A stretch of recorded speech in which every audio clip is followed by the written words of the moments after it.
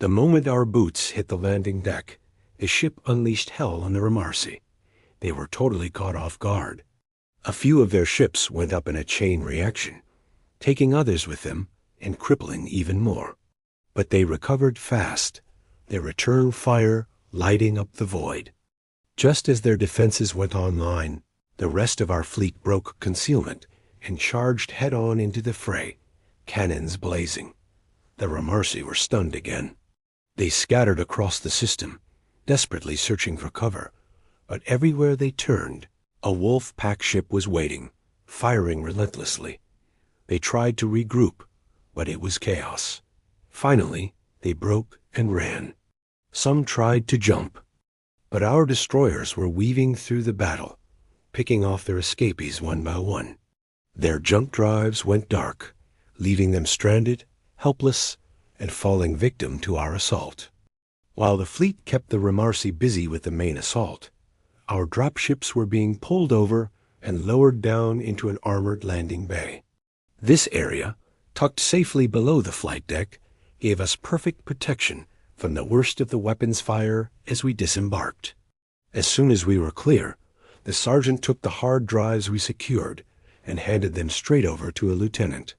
She zipped away, and the sergeant turned to us, a rare smile on his face. He said we did exceptional work. 0 injuries, 0 casualties on our side.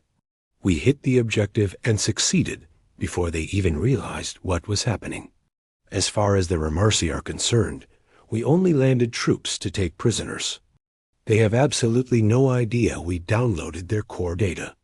And because we destroyed the ship right after, they can't investigate what we did.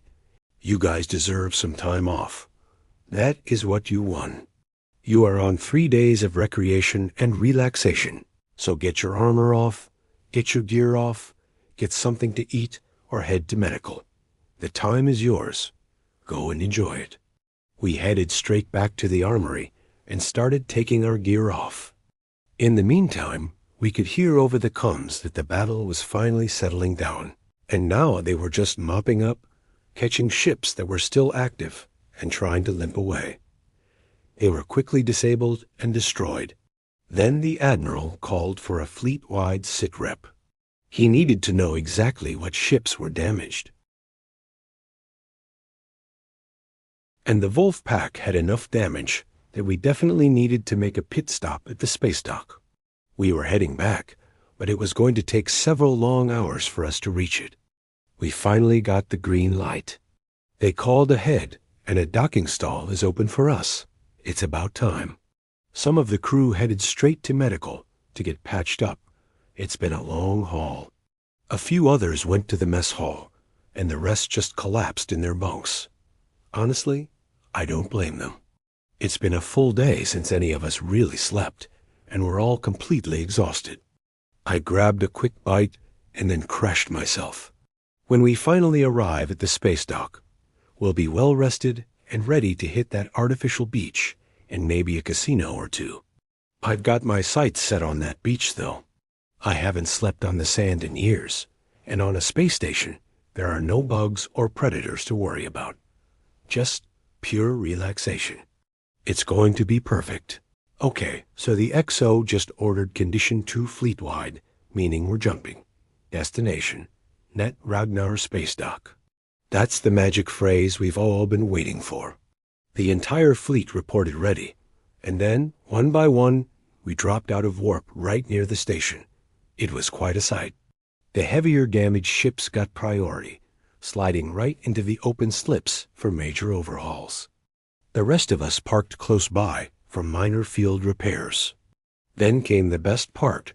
Shuttles started ferrying us off the ships and onto the dock itself. 3 days off while they fix up the old girl. I'm not even going to lie, my entire agenda is sleeping on a beach and achieving a glorious food coma. Ship food is fine, and rations keep you alive, but I've been hearing legends about the restaurants here. There's a bakery. I mean, a real bakery. I plan on doing some serious judging, reviewing every single eatery on this station. We finally made it to the station, and naturally, we all scattered, desperate for some normalcy. Me? I headed straight for the beach simulation. I needed to feel that fake warmth, that engineered air, and just listen to the sound of water lapping on the sand. It was actually peaceful until Frank showed up. He looked rough and asked if I'd heard the news. Heard what? I asked. He said the 10th Fleet tangled with the Remarcy again, and they lost. Badly. What's worse is that when the remaining ships tried to get back to Helios Prime, some failed their docking procedures and slammed right into the station structure. Helios Prime is damaged, and the 10th Fleet is essentially out of commission. It feels like we just keep getting our butts kicked out here, doesn't it? He agreed, but then he dropped the real kicker. He said we are up against something truly ancient, an alien race that supposedly did something catastrophic to themselves long ago, and now they're back. This fight is just getting started. I asked Frank if we were going. He shook his head and said, "No, the Admiral said we're staying to get back to full strength. We need some fresh troops." I nodded, then asked if any other fleets were heading out to help. He told me the 12th, the 20th, and the 114th were on their way. They're the closest to the space station. I just nodded again and laid back down on the sand, soaking up the warm sunlight. Frank gave me a confused look, then just walked away without another word. Honestly, I wasn't interested in the details right now. Fleets were responding to rescue people, and that's all that mattered. We've got 3 days off, and I'm taking full advantage of it. So is everyone else. Our ships are too damaged to handle another onslaught from the Remarcy anyway. Right now, this sun is all I need. All right, so the 3 days were up, and we reported back to the ship. The sergeant looked us over and asked how our time off was. I just smirked and said, "Not long enough, Sarge." Everyone chuckled, and even the sergeant agreed, but the truth is, we had a job to do. We couldn't waste any more time. We needed to get back into the fight. See, after that space station accident, the station is down, needing major repairs. The sergeant looked at us and said this was totally out of our norm, but we needed to help with the repairs. It was taking too long, and the Admiral was getting impatient. We all just looked at each other. Frank was the one who finally spoke up. "What do we know about repairing a ship? We fight, we don't repair." The sergeant looked at him with eyes of steel and told him, "You have no one to fight as long as these ships are docked here. Today, your fight is repairing this ship." We totally got what the sergeant was hinting at. So I stepped forward and asked, "Where exactly do we report?" The sergeant told us straight up, "Head to main engineering. Speak with Jackson. He's the chief engineer, and he'll direct you from there." Frank immediately chimed in, "How do we even get there? We've never ventured that far, back into the ship before. We had no business being there." The sergeant just looked at us and told us to take main sea corridor. He explained that it's a straight shot, right to the back of the ship and into main engineering. Then he pointed to the lift that would get us up to sea corridor. We just had to follow that until we hit the back of the ship. We spun around and headed toward the lift, then rode it down. Frank was totally upset. He griped, "I didn't sign up to fix a ship. I signed up to fight." I just shrugged my shoulders, looked at him, and said, "Well, look at this as a fight. We can't fight until these ships are repaired. The faster we get these ships repaired, and I mean quality repairs, the faster we can get back out there to fight. And more importantly, the longer we can stay out there fighting. Besides, the eggheads still need time to download and extract the information from those hard drives. Who knows? Maybe we'll finally find out where they're staging from. We could actually go on the offensive for once, attack them on their own turf." Frank thought about it for a moment, and a slow smile spread across his face as he agreed. I knew that would get him. We finally made it to main engineering and started looking for Jackson. Everyone was swamped. Most people just pointed and grunted that way, or completely ignored us, too busy to be bothered. So We just wandered through the chaos, calling out his name. Eventually, we found him.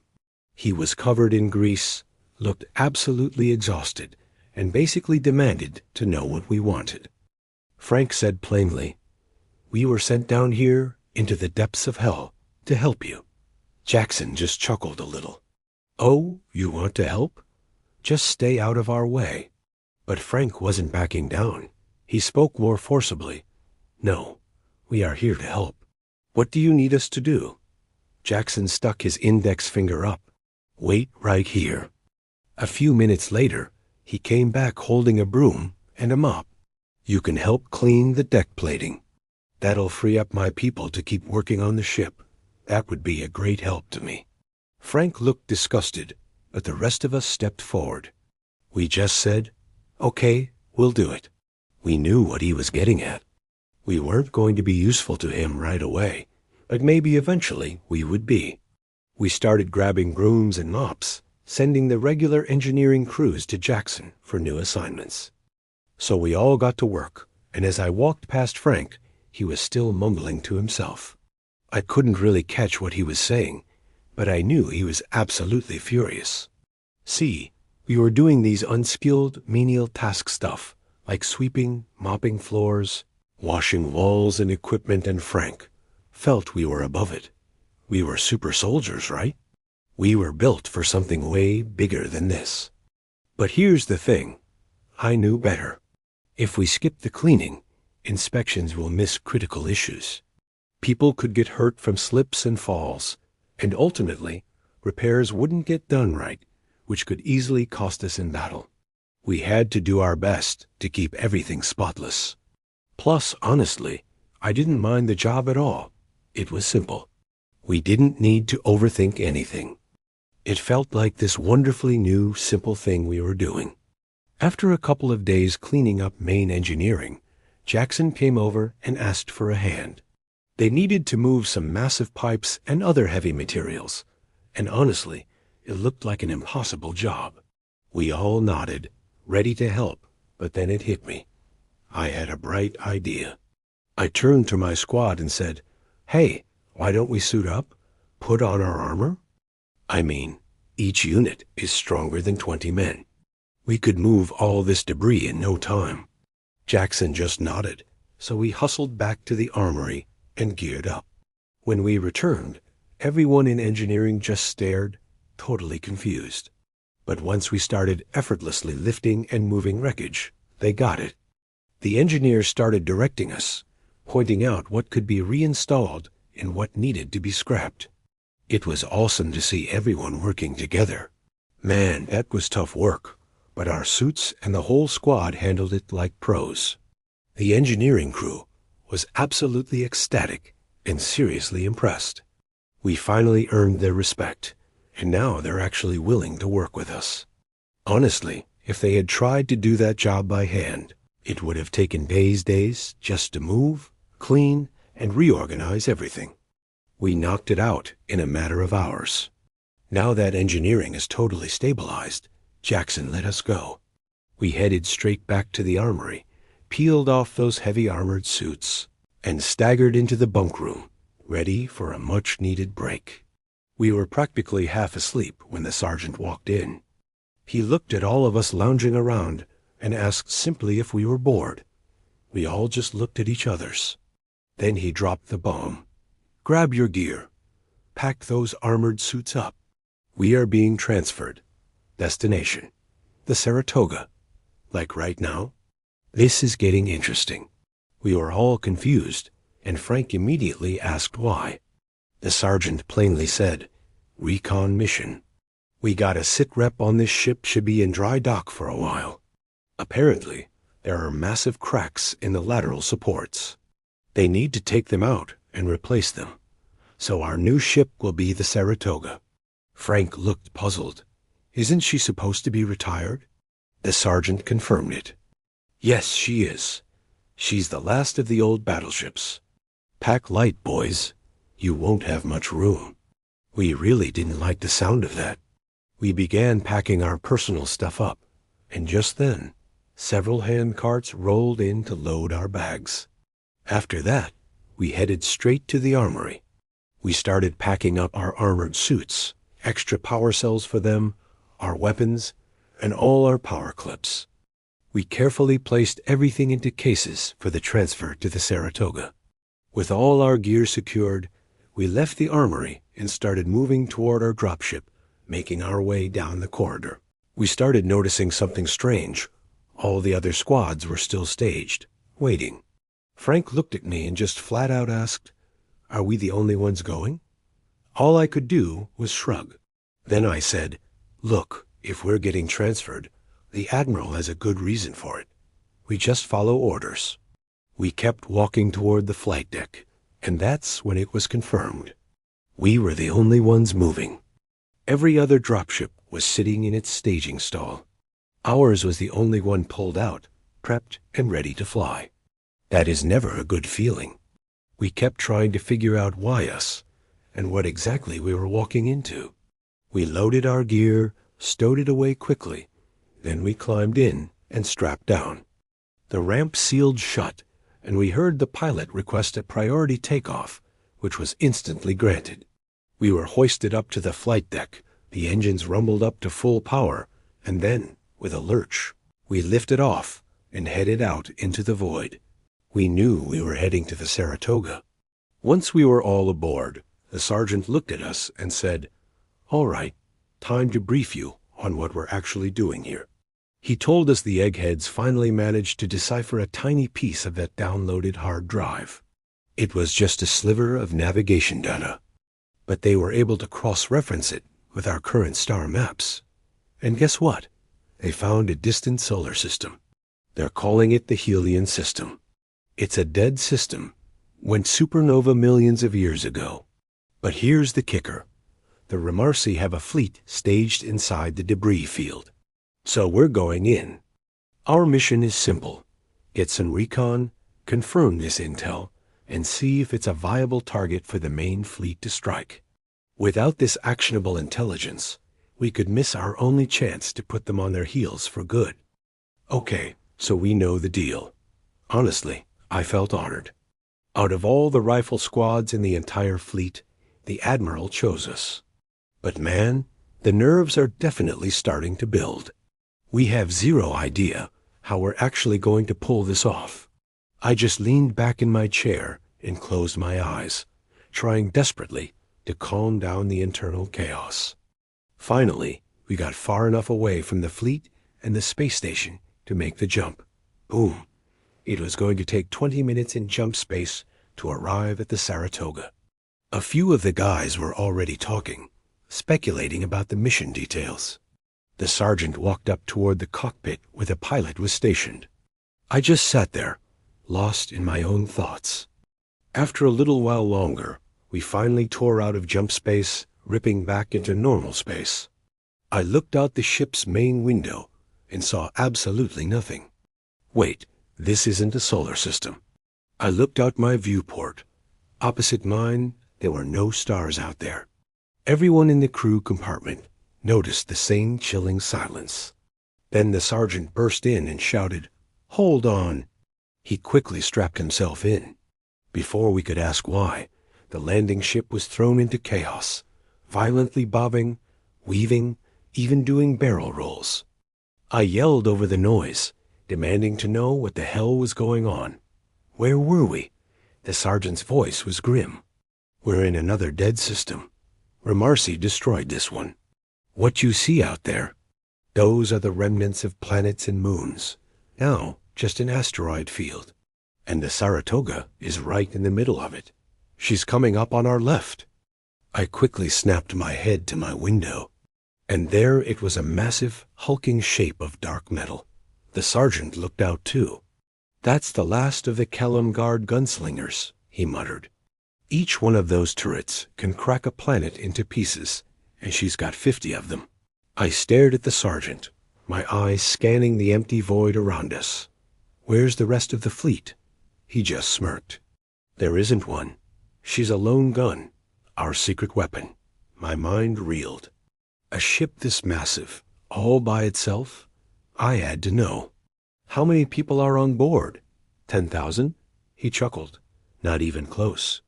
Only 5,000. Most of the space is taken up by those massive gun turrets and the power cores needed to run them. You'll see when we land. As our transport neared the landing bay, another question popped into my head. Where are the fighter wings? The sergeant shook his head. There are none. No room. Just then, a solid thump signaled our arrival. The ramp lowered, revealing a small team waiting on the deck. They rushed in, grabbing our gear as we unstrapped. We walked out onto the deck of the secret weapon. The XO was waiting, and he introduced himself immediately. XO Thomas. He thanked us for coming along on this mission. He said they'd asked specifically for the best rifle squad available, and even though our unit is brand new, apparently we're making waves throughout the fleet. Our squad was at the very top of the list. Then he asked us what our unit name was. We didn't have one. We're just known as Unit 28511. The XO thought for a second, then his eyes lit up and he said, "Deuces wild. Wild cards." The sergeant smirked. He definitely liked it. The XO nodded. "That settles it. Deuces wild. Now follow me. We'll get you settled in." We entered the corridor, and right away I noticed it was much, much smaller than the Arcola's hallways. I asked the XO about that, and he just sighed. He said this ship used to belong to the Caelum Guard. They built their vessels massive, long, and mostly cramped. You see, we had these old ladies all over the system, these true battleships, but honestly, they weren't efficient. In the heat of battle, people were practically running into each other just to get things done.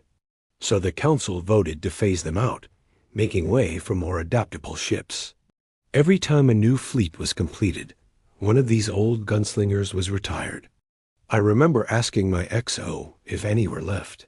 He told me there were over 400 of them, just sitting in a ghost fleet in some distant star system, power cores cold, wasting away. I asked if we could fire them up if we ever needed them. He just shrugged and said, "Sure, but why? They're so out of date." After this mission, this very ship is being retired to that same system. A whole new fleet is getting ready to fly soon. It's the end of an era. We continued down the corridor, eventually arriving at our new quarters. The moment the XO opened the door, I saw these things bunk beds, but they were built directly into the wall, like little compartments. Each bed was just tall enough for you to turn around in. The XO apologized immediately for the accommodations, saying they were a bit bare, but honestly, they definitely work. Then he looked at the sergeant and told him to follow him to his quarters. Frank and I walked in and dropped our bags, looking around the small space. There were 2 tables and multiple bunk beds, maybe a quarter of the size of our quarters back on the Arcola. But instead of complaining, I just smiled. Frank looked desperate and asked, "Why are you smiling?" I simply said, "This will be fun." He just shook his head. I walked out and started heading down the corridor. As I rounded a corner, I practically bumped right into a crew member. Her name is Amber. She walked up and asked what I was doing. I just shrugged and said, "I just got here, wanted to look around and get to know my surroundings." She smiled big and said, "Ah, so you are part of the Deuces Wild crew?" I laughed. "Yes, that would be me." We started walking, and she asked where I was from. I smiled. "If I told you, you would never believe it." She challenged me. "Try me." I looked at her seriously and said, "Earth." She scrunched up her nose immediately and asked, "Where is that?" I explained that it's in a really far distant star system. I warned her it was a long story. Then she asked if my family approved of me being here. I had to tell her that my family thinks I'm missing and probably dead. See? It's a really long story. She just stared at me, totally shocked. "Yeah," she finally said, "I guess so." We just kept climbing higher and higher. Finally, we were entering what I thought was the cockpit, right at the very top of the ship. Looking out this massive window was absolutely incredible. All those different star systems, nebulas, and galaxies laid out before us. I asked her, "Where exactly are we?" She just smiled and pointed. We were in one of the gun turrets. I was genuinely shocked. I asked, "This is a manual turret? You mean people actually sit in here and fire the guns at targets?" She just laughed and said, "Yup." Then I had to ask, "Isn't that just a little dangerous?" She just shrugged and told me the cockpit is pretty thick. Plus, there's an energy shield that turns on the moment the turret activates. I honestly didn't know what to say. Then she added, "I think it's safer than being a super soldier." I had to admit, it's not bad, I guess. It definitely has its moments. The commander's voice crackled through the comms. "Stand by for jump."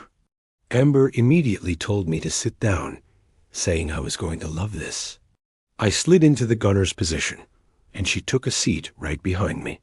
"Just don't touch anything," she warned. As we flew out of the asteroid field and into the blackness of deep space, a rainbow of colors suddenly enveloped the front of the ship. The vessel itself seemed to stretch, getting longer as it was drawn into the vibrant light. In an instant, we were completely surrounded by these incredible rainbow colors, zooming through space at impossible speeds. I was absolutely amazed. "I've never seen anything like this before," I said, my voice full of wonder. Amber explained, "This is the old jump drive system, one of the originals. It's powered by the vacuum energy all around us." It was like traveling through a dream. This jump drive system never has to recharge, and we could instantaneously jump out and jump back in again. I immediately asked her, "Why aren't they still using this system now?" She just looked confused and said that she didn't know the reason. So we just sat there watching as star systems passed by us in a dizzying blur. Finally, we jumped out, easing back into normal space, and began to enter a new star system. Amber looked at me and said, "I better get back to my bunk room and wait there. You might be called up soon." I nodded, got up, and started making my way out of the gun turret. But then I stopped and told her it was genuinely nice meeting her and thanked her. She just smiled and said, "Go, get out of here." I quickly left and headed straight back to my bunk room. I walked in, and everyone immediately asked where I'd been. I just shrugged and said I was looking around and getting the lay of the ship. I just left it at that when a sergeant and a lieutenant walked in. This lieutenant, he had scars all over his face, looked like a grizzled veteran who'd seen more battles than I've had hot meals. The sergeant introduced him, Lieutenant Daniels. Daniels got straight to the point. We were heading to a secret location where one last battleship was waiting. It had been shut down, but now we were meeting up with a troop transport and her old crew to bring her back online. I had to ask, "What's the ship's name?" He looked at me and said, "The Defiant." He went on, explaining we'd be operating with the Defiant, the troop transport, and what was left of the Wolf Pack. Some of our ships were repaired and ready. Then he dropped the bomb. The Arcola would miss this one. There was an accident. The power core's outer casing ruptured, killing countless people. My heart just sank. I had to know, was the chief engineer one of them? He wasn't sure. He just apologized for the loss, and then we continued with the briefing. He said it would take a full day just to fire up the core. So we headed to the armory and began unpacking everything: our armor, gear, power cells, weapons, and power clips.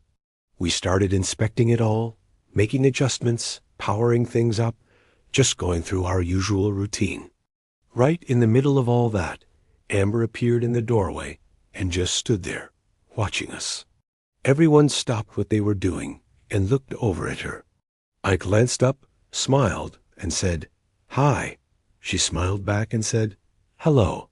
But then Frank just blurted out, "What do you want?" She smirked and replied, "Nothing." This is the first time I'm actually seeing super soldiers in person. Amelia smiled and waved her in. "Come on in. Feel free to watch us." She walked in and just sat there, watching all of us as we went through our gear checks. Amelia and Amber were geeking out, comparing the different loadouts we carry. Then Frank and I started powering up our suits. It's a whole process, you know. We had to check all the power servos, make sure every piece of armor was perfectly seated, and that nothing was binding. That's when Frank found the problem. His suit was seizing up at the knees. A second later, the others were yelling. They jumped up, suited up, and realized they had the same issue. My armor was the only one functioning correctly. My heart just sank. We needed specialized tools for that kind of adjustment, tools we didn't have. We called in the sergeant and the lieutenant. They rushed in, took one look at the armor, and the lieutenant just shook his head. "Mission scrubbed," he said. And that was it. All right, I cut the lieutenant off. I told him straight up, "My armor is still working flawlessly." He just shook his head, though. "No, we're not sending one soldier out," he said. "We need at least two." So I asked about the sergeant's armor. He shook his head again. "It's no good. The crew packed them all wrong." Apparently, he had a power servo bent completely out of place. Then the lieutenant looked back at me and asked if my armor was really fine. I just shrugged my shoulders and told him simply, "I pack it myself." I looked the lieutenant right in the eye and affirmed that I was combat effective. But he stopped me right there. He said we had to bring this up to the commander before we could go any further. They walked out, and the whole crew was instantly disappointed. Me? I was seriously pissed. I wanted this mission. Frank was just as mad. He wanted to go too, mostly because he had new shoulder-mounted Gatling cannons he was dying to try out. We put our armor away, and while they went looking for tools to fix it, I just threw a towel onto the floor in frustration. Amber looked at me and asked what was wrong. I told her I was so excited to go, and this is our whole existence. If we can't put the power suits on, then what good are we? She just said, "Well, it is a habitable world. Do you really need the armor to go snooping around?" And that's when the light bulb went on. I grabbed her, kissed her on the cheek, and told her she was fabulous. Then I ran out to speak with the sergeant and lieutenant. I managed to catch them and threw the idea out there. The squad wears their normal gear, but I wear my suit as a mission support unit. I'll take one of Frank's shoulder-mounted Gatling cannons, combined with one of Amelia's shoulder-mounted rocket pods. They just stood there stunned. The sergeant looked at me and said, "Are you mad? That's a heavy payload. You're going to be burning through power cells." I just shrugged and said, "I have all of theirs." They stood there for a moment, and then they agreed. It was up to the commander now. I thanked them and rushed back to the armory. Everyone was already there, looking completely defeated. The tools were packed away, and it seemed like the mission was officially scrubbed. I just smiled and said, "No, maybe not." They all looked at me, confused. I brought up Amber's plan, explaining it to the whole team. They just shook their heads, saying there was no way command would ever go for it. That's when I told them I'd already pitched it to the sergeant and the lieutenant. They were shocked, especially when I said they were taking it straight to the commander. Amber put her hands to her mouth. "No," she whispered. "I wasn't serious. Jack, you guys can't do this." I looked right at her and said, "This is what we do." She insisted she wouldn't be a part of it, and then just ran out. Amelia looked at me and said, "Go after her. She likes you." I just shrugged my shoulders. "Yeah, she's great." But Amelia insisted, "No, you idiot. She really, really likes you." Just then, the sergeant walked in and announced, "Mission is a go." I couldn't believe he went for it. The sergeant said, "Well, this mission is important. Now gear up." The XO confirmed the mission was a go once the Defiant was operational. Amelia looked at me one last time, Do you still have time to go after Amber? The sergeant asked who Amber was. Amelia smirked. Someone that really, really likes Jack. He looked at me, completely confused. How? We've only been on this ship for a few hours. I just shrugged again. Then he looked deep into my eyes and said he wasn't going to stand in front of love. Being here is hard on everyone, he said, pointing around the dark corridor. We may never see love. This is our life, out here in the depths of the cold and darkness. So if you have a chance, even if it's just for a moment, then you need to go after it and hold it tight. Have you ever felt completely lost, like all hope is gone? In those darkest times, there's often a single memory, a single person that can pull you back. For me, it was her. Her personality, her face, her smile. Just thinking about it filled me with a determination so fierce, nothing could stop me. I needed to get back to that feeling, that moment. I've seen its power. So I went to find her. I rushed out, searching the turret where we'd been before, but she wasn't there. I looked everywhere. Finally, defeated, I went back to the armory to prep for the mission. That's when the sergeant found her, standing on a catwalk above the launch bay, just looking down at our dropship. And in that instant, I knew I had to hold on to that moment and pray for many more to come. The sergeant came up right beside her as she pointed out all the scars on the hull. The sergeant just gave a shrug. Yeah, we've been in a few scrapes, he said, but we're a great, cohesive unit. We always watch each other's backs. She just shook her head, looking down. That's when she saw me and a few others walking toward the dropship, starting the pre-flight check. Amber asked him if the mission was still on. The sergeant quietly confirmed it. Yes, Jack will be supporting us. He's got that mix of shoulder-mounted heavy weapons. She shook her head again. That won't make a difference. Something really bad is going to happen on this mission. Jack is going down. I can see it.